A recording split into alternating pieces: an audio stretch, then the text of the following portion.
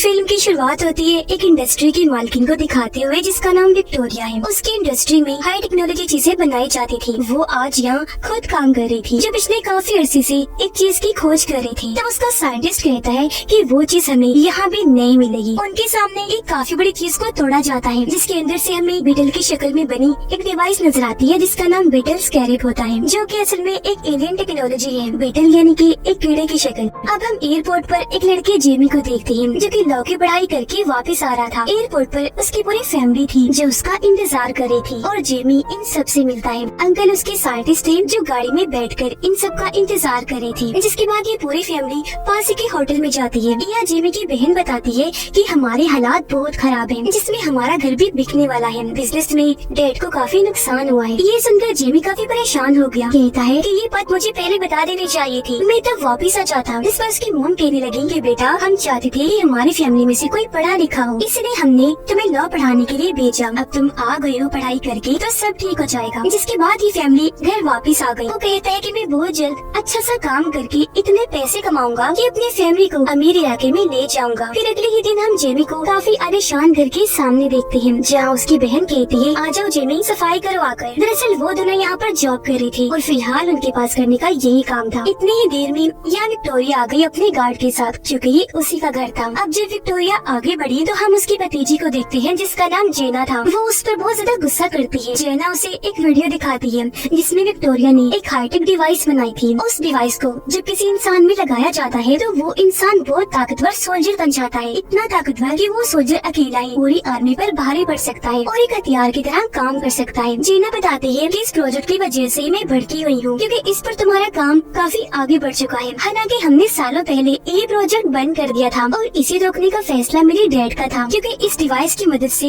इंसान हथियार जैसा बन जाएगा, दुनिया को तबाह कर देगा। मेरे डैड तबाहकुन इंसान बनाना नहीं चाहते थे, तो फिर आप दोबारा क्यों इस टेक्नोलॉजी को इस्तेमाल में ला रही है। इस पर विक्टोरिया भी गुस्सा हो जाती है। कहती है कि तुम्हारे डैड के बाद मैंने इस कंपनी को चलाया, तुम्हारा इस कंपनी में बस हिस्सा ही है। इसे कैसे चलाना है ये मेरा काम है, मैं ही बेहतर जानती हूँ। मैं नहीं चाहती कि तुम या तुम्हारी माँ मेरे इस काम में दखल दो। तभी यहाँ जेमी आ गया जो उनकी बहस में बोल पड़ता है। अब ये चीज विक्टोरिया को पसंद नहीं आती कि एक नौकर हमारी बात में घुस आया, इसीलिए वो जेमी और उसकी बहन को नौकरी से निकाल देती है। वो दोनों बहन भाई घर से बाहर आकर जब गाड़ी का इंतजार करने लगे तो उनके पास जेना आती है। वो जेमी को कहती है कि माफ करना, मेरी वजह से तुम्हारी नौकरी चली गई। कल ऑफिस आओ, मैं तुम्हें कोई छोटी मोटी नौकरी दिलवा दूंगी। जो कहकर वो यहाँ से चली गई। रात के वक्त जेमी अपने डैड से बातें करता है और उन्हें बताने लगा कि मैं आपके बिजनेस में होने वाले नुकसान की वजह से बहुत परेशान हूँ। इस पर उसके डैड कहती है कोई बात नहीं बेटा, ऐसा तो होता रहता है, सबसे जरूरी होता है अपनों का साथ। तुम वापस आ गई हो तो इस चीज की हमें बहुत खुशी है। ये सुनकर जेमी को तसल्ली हुई और वो भी खुश हो जाता है। अगले ही दिन वो अच्छे से तैयार होकर उनकी इंडस्ट्री में पहुंचा और जब उसने जेना के बारे में पूछा तो उसे कहा जाता है कि इंतजार करे। ऊपर साइंटिस्ट जब किसी काम से जा रहा था तो जेना चुपके से उसका कार्ड चुरा कर उसकी लैब में आ जाती है जहाँ उसे बीटल स्कैरेब मिल जाता है। साइंटिस्ट दरअसल बीटल स्कैरेब का जो कोर है यानी मेन हिस्सा उसे निकाल कर सूट में डालने वाला था ताकि इसकी सारी ताकतें सूट में चली जाएं। तब जेना उस स्कैरेब को एक बॉक्स में डालकर चुपके से लैब से बाहर निकल जाती है और जब वो नीचे आई तो जेमी उसके पास आ जाता है। जेना उसे कहती है अभी मैं जल्दी में हूँ, बाद में मिलते हैं हम। अब तभी यहाँ सिक्योरिटी अलार्म बज जाता है। जेना वो बॉक्स जिसमें बीटल स्कैरेब था वो जेमी को देते हुए कहती है कि इसे अपने पास रखो, तुमने इसे खोलना नहीं और अपनी जान से भी ज्यादा हिफाजत करनी है। जो कहकर वो जेमी को यहाँ से भेज देती है और खुद गार्ड के साथ आगे बढ़ गई। घर आकर जेमी अपने घर वालों को सब बताता है जो उसके साथ हुआ और उन्हें वो बॉक्स दिखाता है जिस पर उसकी फैमिली काफी कंफ्यूज थी और वो जेमी को बॉक्स को खोलने का कहती है। उनकी बात मानकर जेमी ने बॉक्स भी खोल दिया जिसके अंदर से उन्हें बीटल स्कैरेब मिलता है जिसे जेमी बड़े गौर से देखने लगा। जब उसने हाथ में लिया तो स्कैरेब चमकने लगा और अचानक ही ऑन होकर जेमी के मुंह पर चिपक जाता है, जो देखकर सारे घर वाले काफी डर गए। जिसके साथ जेमी का जिस्म अचानक से खौफनाक तरीके से बदलने लगा। उसके जिस्म पर सूर चढ़ना शुरू हो जाता है और अब वो बन जाता है ब्लू बीटल, जो इस मूवी का नाम भी है। और अब पूरी तरह सूट जेमी को कवर कर लेता है जिसके फौरन बाद सूट के अंदर से उसके असिस्टेंट की आवाज आने लगती है जो दरअसल एक टेक्नोलॉजी है। वो कहती है कि जेमी ब्लू बीटल बनने के लिए मैंने ही तुम्हें चुना है और अब तुम तैयार हो जाओ मेरी ताकतें देखने के लिए। जो कहकर सूट से जेमी को उड़ाकर वो आसमान पर ले जाती है। वे एकदम से वापस जमीन पर ले आए जहाँ जेमी यानी ब्लू बीटल के सामने एक बस आ रही थी। यह असिस्टेंट ने इस सूट की ताकतों को और बढ़ा दिया। वो अपनी फुल ताकत से एक्टिवेट हुआ, जिससे टकराने की वजह से बस के 2 टुकड़े हो जाते हैं। यह असिस्टेंट जेमी को समझाती है कि ब्लू बीटल सूट को कैसे इस्तेमाल करना है, जो सब बताने के बाद वो उसे घर ले आई। तब तक जेमी के जिस्म से वो सूट गायब हो चुका था। उसके जिस्म पर अब कोई कपड़े नहीं थे और क्योंकि इस सब में वो काफी थक गया था, इसीलिए वहीं बेहोश हो जाता है। काफी घंटों के बाद जब उसे होश आई तो वो बिल्कुल ठीक था। उसे अपने पीछे जब अजीब सा महसूस हुआ तो उसने अपनी कमर चेक की, जहाँ बीटल स्कैरिब उसके पेट के साथ चिपक गया था। ये देखकर वो काफी घबरा गया। ये तय है कि मैं इस बारे में जेना से बात करूंगा, जो बोलकर वो घर से निकल गया। थोड़ी देर बाद वो जेना को इंडस्ट्री से बाहर भागता हुआ देखता है, जहाँ उसके पीछे कुछ लोग पड़े हुए थे। जेमी जल्दी से उसे गाड़ी में बिठा लेता है, लेकिन जो लोग पीछे पड़े हुए थे वो उनकी गाड़ी पर गोलियां चलाने लगे। उनसे बचने के लिए जेमी गाड़ी तेज भगाने लगता है और अब ये अपने घर की तरफ जाने लगा। घर आकर दोनों सबसे मिलती है। अब जेना जेमी से पूछती है कि स्कैरिब कहाँ है, तो वो उसे अपनी पेट दिखाते हुए कहते हैं कि देखो ये यहाँ फिक्स हो गया है, चिपक गया है। ये देखकर जेना काफी हैरान हुई के बताती है कि ये इसलिए चिपका क्योंकि इसकी शक्ल बीटल जैसी जो है, और ये है बीटल स्कैरिब, जिसे पहले मेरे डैड भी इस्तेमाल किया करते थे, लेकिन अचानक वो गायब हो गई और मेरे ख्याल से अब वो नहीं रही। लेकिन जब वो जिंदा थे तो इस टेक्नोलॉजी को उन्होंने बंद कर दिया था, लेकिन मेरी आंट विक्टोरिया ने इस टेक्नोलॉजी को फिर से इस्तेमाल करना शुरू कर दिया, क्योंकि वो जानती है कि बीटल स्कैरिब के कोर में बहुत ताकत है। मेरे डैड इस बात से इत्तेफाक नहीं करते थे, उन्होंने इस बात की मुखालफत की क्योंकि उनका मानना था कि बीटल स्कैरिब खुद उस इंसान को चुनेगा कि कौन ब्लू बीटल बनेगा और उसकी ताकतें इस्तेमाल करने का असली हकदार होगा। और इस बार बीटल ने जेमी को चुना है। जेमी कहता है कि मुझे नहीं चाहिए ये, मुझे इस बीटल स्कैरिब को निकालना है, कोई हल बताओ। जिस पर जीना कहती है कि एक हल है मेरे पास, लेकिन उसके लिए मुझे एक जगह पर जाना है जिस जगह की चाबी मेरी कंपनी में है, लेकिन वहाँ जाना खतरनाक है। जिस पर जेमी के अंकल जो साइंटिस्ट बताते हैं कि मैंने एक ऐसी डिवाइस बनाई है जिसकी मदद से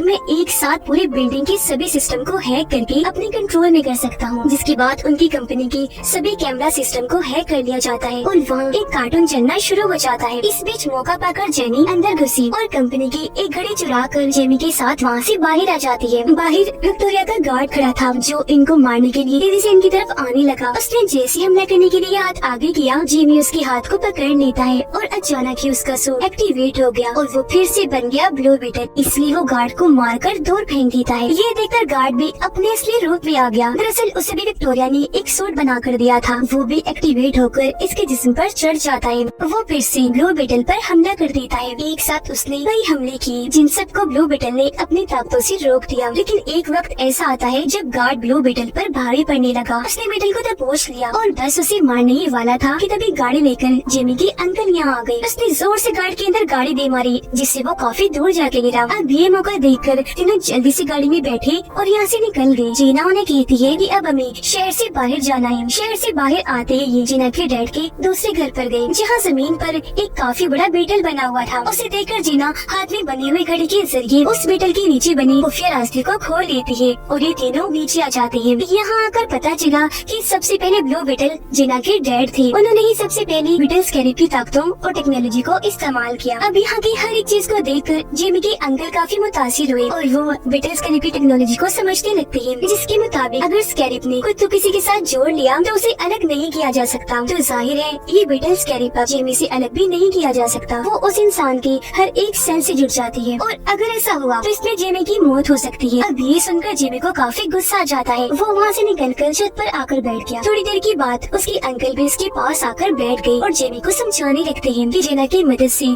तुम्हें जो पावर मिली है वो काफी अच्छी है। जिन पावर्स के लिए लोग तो तरसते हैं, तो तुम्हें वो ऐसे मिल गई। तभी छत पर जीना भी आ गई। देखती है कि एक हाईटेक प्लेन शहर से उड़ा और अब जेमी के घर की तरफ आ रहा है। उसे शक हुआ। उसने इस बारे में जेमी और उसके अंकल को बताया। ये लोग देखते हैं कि प्लेन में भी बहुत सारे लोग हैं और इनके घर के बाहर भी बहुत सारे सोल्जर्स खड़े हैं। ये देखकर जेमी समझ गया कि हम पर कोई मुसीबत आने वाली है। उसे अपनी फैमिली की फिक्र थी, तो उनकी मदद करने के लिए वो चिल्लाने लगा ताकि उसका सूट ऑन हो जाए, लेकिन ऐसा नहीं होता। इससे जेमी समझ गया कि ये सूट मुझे मुसीबत में देखकर ही एक्टिवेट होता है, इसीलिए वो वहाँ से कूद पड़ता है। अब वो नीचे गिरकर मर ना जाए, इसलिए ब्लू बीटल हवा में आते ही एक्टिवेट हो गया और अब ब्लू बीटल बनते ही वो वहाँ से आगे बढ़ जाता है। हाईटेक प्लेन में विक्टोरिया और उसका गार्ड थी। नीचे सोल्जर्स जेमी के घर में घुसकर सबको बाहर निकाल रहे थे, लेकिन तभी जेमी इन्हीं ब्लू बीटल उड़ता हुआ वहाँ आया और अपने मुक्कों से मारता हुआ सब सोल्जर्स को उड़ा देता है और अपने घर वालों को यहाँ से भागने का कहता है।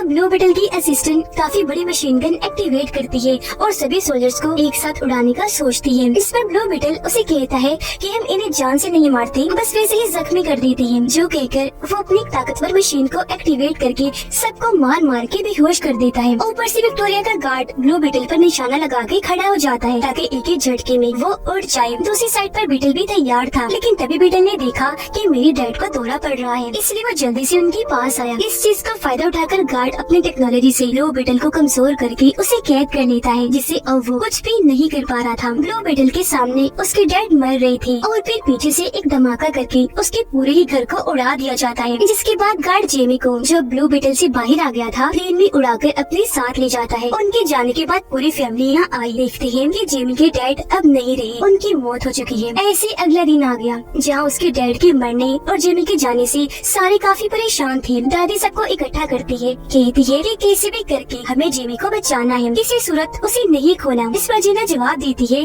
कि इस मिशन में मैं भी आपका पूरा साथ दूंगी। जो कहने के बाद जीना उन्हें अपने डैड की एक और जगह पर लेकर गई, जहाँ उसके डैड ने एक बीटल प्लेन भी बनाया हुआ था, जिसके अंदर बैठकर ये लोग यहाँ से निकल जाते हैं। प्लेन में जीना उन सबको अपने डैड के बनाए हाईटेक हथियार देती है, जिसमें जेमी की दादी एक मशीन गन लेती है। फिर ये लोग विक्टोरिया के आइलैंड पर बने उसके किले को देखते हैं और दादी प्लान बनाती है कि हम उन दुश्मनों का पहले ध्यान भटकाएंगे और अगर उन्हें मारना हुआ तो मारेंगे, फिर अंदर जाकर जेमी को बचा लेंगे। उधर विक्टोरिया ने जेमी को उल्टा लटकाया हुआ था क्योंकि वो उसकी बीटल टेक्नोलॉजी को निकाल कर अपनी गार्ड में डालने वाली थी। यहाँ जेमी साइंटिस्ट से मदद मांगता है। इस पर वो जवाब देता है कि सॉरी, मैं तुम्हारी कोई मदद नहीं कर सकता। साइंटिस्ट बताता है कि इस चीज में जेमी मारा जा सकता है। इस पर वो जवाब देती है कि मुझे इससे कोई फर्क भी नहीं पड़ता।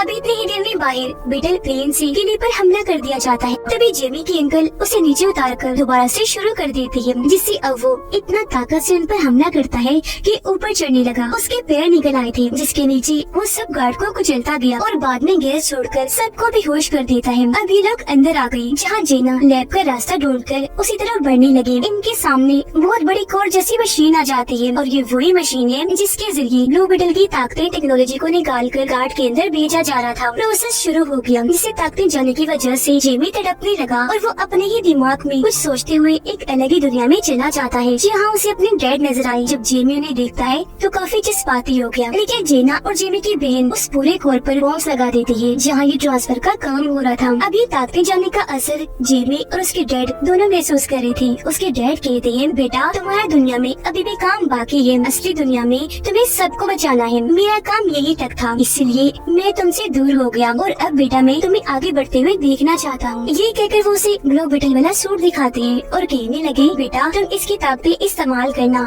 और दुनिया को बचाना। मैं हमेशा तुम्हारे दिल में रहते हुए तुम्हें महसूस होता रहूंगा। जो कहकर वो यहाँ से गायब हो जाते हैं। अब ये जगह टोटल शुरू हो गई क्योंकि तबाह हो रही थी। सब कुछ टेस्टनेस होने से पहले जेमी ठीक वक्त पर अपने ब्लू बीटल वाले सूट को हाथ लगा देता है, जहाँ बाहर तब तक उसके सारे पावर्स और टेक्नोलॉजी को उसमें से निकाल कर गार्ड में डाल दिया गया था और अब गार्ड अपनी नई टेक्नोलॉजी के साथ बिल्कुल तैयार था। लेकिन इससे पहले कि जेमी मरता, जीना वहाँ धमाका कर देती है, जिससे वो पूरी कोर मशीन तबाह बर्बाद हो जाती है क्योंकि वहाँ धमाका ही बहुत बड़ा हुआ था। और ऐसा होते ही जेमी उनकी कैद से आजाद हो गया। वो अपनी ताकतों को एक्टिवेट करने की कोशिश करने लगा। इस पर असिस्टेंट कहती है कि ब्लू बीटल की एक्टिवेट होने में थोड़ा वक्त लगेगा क्योंकि वो चार्ज नहीं है। अब यहाँ से साइंटिस्ट जेमी की मदद करता है भागने में और जब इस बात का गार्ड को पता चला उसने साइंटिस्ट को मार दिया। जेमी वहाँ से भागता है और गार्ड जो अपने सूट के साथ बिल्कुल तैयार था, वो अपना कोई भी हथियार इस्तेमाल कर सकता था और उसे ऐसे पाकर विक्टोरिया काफी खुश थी। जिमी भाग रहा था और क्योंकि उसके सूट में अभी एनर्जी कम थी, इसलिए बहुत सारे गार्ड्स उसे मारने के लिए आते हैं। तब ठीक मौके पर यहाँ दादी मशीन गन लेकर आ जाती है और सब गार्ड्स को उड़ाकर जेमी को बचा लेती है। ये दोबारा से भागने लगे और जो भी रास्ते में आ रहा था दादी मशीन गन से सबको मारती जा रही थी। उधर जीना को विक्टोरिया ने पकड़ लिया था और वो उसे अपने साथ ले गई। जेमी की बहन शील्ड और पंचेस इन्हीं मुक्कों वाली टेक्नोलॉजी को इस्तेमाल करके गार्ड से लड़ रही होती है और अब जेमी पर ब्लू बीटल सूट भी एक्टिवेट हो जाता है क्योंकि वो भी अब चार्ज हो चुका था। इसीलिए वो सभी गार्ड से भिड़ जाता है और उन पर हमला करके काफी बुरा मारता है। लेकिन तभी यहाँ गार्ड अपना सूट पहने आया और ब्लू बीटल पर हमला कर देता है। वो उसे उड़ाकर हवा में ले गया और अभी दोनों वहाँ एक दूसरे को मारने लगे। पहले तो दोनों ही एक दूसरे पर भारी पड़ रही थी, लेकिन फिर गार्ड ब्लू बीटल को बहुत मारता है, जिसके बाद दोनों लड़ते लड़ते फिर से किले में आ गए और यहाँ एक दूसरे को जबरदस्त टक्कर दे रही थी। अब यहाँ जेमी के अंकल गार्ड के सर पर वार करते हैं, जिससे वो जवाब में उसके अंकल के पास धमाका करता है और वो काफी जख्मी हो गए। ये देखकर ब्लू बीटल को काफी गुस्सा आया और अब वो अपनी पूरी पावर्स का इस्तेमाल करके गार्ड पर हमला कर देता है और उसके अंदर से तेज रोशनियां निकलने लगी। उधर विक्टोरिया जेना को बताती है कि मैंने ब्लू बीटल की कोर को अपने मोबाइल में डाउनलोड कर लिया है, जिसकी मदद से अब मैं लाखों की तादाद में सूट बनाऊंगी और मुझे रोकने वाला भी कोई नहीं होगा। अब ये सुनकर जेना को गुस्सा आ गया और वो वहाँ बीटल टेक्नोलॉजी वाली च्युइंगम को थूक देती है, जिससे वो हर तरफ फैलने लगी। ऐसा करने के बाद जेना गार्ड्स को काफी मारती है। नीचे ब्लू बीटल ने गार्ड को काफी मारकर बुरा हाल कर दिया था। वो उसे नीचे लिटाकर गला काटने ही वाला था कि तभी असिस्टेंट उसे ऐसा करने से मना करती है और उसे किसी की जान न लेने वाली असूल को याद करवाती है। उस पर रोते हुए जिमी बोला कि इसने पहले मेरे डैड को मारा और फिर मेरे अंकल को बॉम्ब से जख्मी कर दिया और अब मैं भी इससे बदला लूंगा। ये सुनकर असिस्टेंट उसे गार्ड की जिंदगी दिखाती है कि वो अपनी मॉम के साथ रहा करता था, लेकिन एक दिन मिसाइल के हमले से उसकी मॉम की मौत हो गई और क्योंकि वो अकेला रह गया था तो उसे जबरदस्ती आर्मी में भेज दिया गया। लेकिन एक दिन बम पर पैर आ जाने की वजह से गार्ड का पूरा जिस्म तबाह हो गया और जब इस बारे में विक्टोरिया को पता चला तो उसने फायदा उठाकर गार्ड को अपने एक्सपेरिमेंट तजर्बे में इस्तेमाल किया। उसे नया जिस्म दिया, जिसके बाद वो उसे अपने हिसाब से चलाने लगी। अभी गार्ड जो कुछ भी करता है उसके पीछे विक्टोरिया का हाथ होता है। तो अभी यह जेमी उसे कुछ नहीं कहता, छोड़ देता है। उधर जेना अपनी आंट विक्टोरिया का फोन ही तोड़ देती है, जिससे उसका फोन तबाह होने से अब उसके पास ब्लू बीटल की टेक्नोलॉजी नहीं रही, तो अब वो खतरनाक सूट भी नहीं बना पाएगी। अब गार्ड विक्टोरिया के पास जाता है, जहाँ वो उसे हुक्म देती है कि जाओ जेना और ब्लू बीटल को मार दो, लेकिन इस बार वो ऐसा नहीं करता, बल्कि विक्टोरिया को पकड़ के अपनी मॉम को याद करके अपना सूट तबाह कर देता है। जो देखकर जेना और जेमी जल्दी से आकर बैटल फील्ड में बैठ जाते हैं। वहाँ काफी बड़ा धमाका होने लगा, जिसमें गार्ड और विक्टोरिया के मरने के साथ साथ पूरा किला भी तबाह हो गया, जबकि वो सारे लोग बैटल फील्ड में बैठकर वहाँ से निकल गए। जेमी देखता है कि मेरे अंकल मरे नहीं बल्कि जिंदा बच गए थे, तो उन्हें देखकर जेमी बहुत खुश हो जाता है। कुछ दिन के बाद दिखाया गया कि विक्टोरिया के मरने के बाद अब जेना इस इंडस्ट्री को चलाने वाली है। वो खबरों में बताती है कि मैं कंपनी में हो रहे गलत कामों को रोककर कंपनी को अच्छे रास्ते पर चलाऊंगी। अब घर में जेना आई, जो कहती है कि मैंने आप सबकी मदद करने के लिए इस पूरे जगह को खरीद लिया है और मैं ये जगह वापस आपको एक तोहफे में दे रही हूँ। आप यहाँ अच्छी जिंदगी गुजारिए। जो सुनकर सारी फैमिली बहुत खुश हो जाती है। अब जब जेना वहाँ से जा रही थी तो उसे छोड़ने जिमी भी उसके साथ आया। वो यहाँ उसे अपने दिल की बात करता है कि मैं तुमसे प्यार करता हूँ, मुझसे शादी करोगी? ये सुनकर जेना बहुत खुश हो जाती है और हाँ बोलकर दोनों गले से लग जाते हैं। अब तभी यहाँ जेमी का ब्लू बटन सूट फिर से एक्टिवेट हो गया, जिसके साथ दोनों हवा में उड़ते उड़ते काफी ऊपर चले जाते हैं और अपनी इस सैर को काफी एंजॉय करने लगे। और इसी के साथ इस फिल्म के यहीं पर हैप्पी एंडिंग हो जाती है।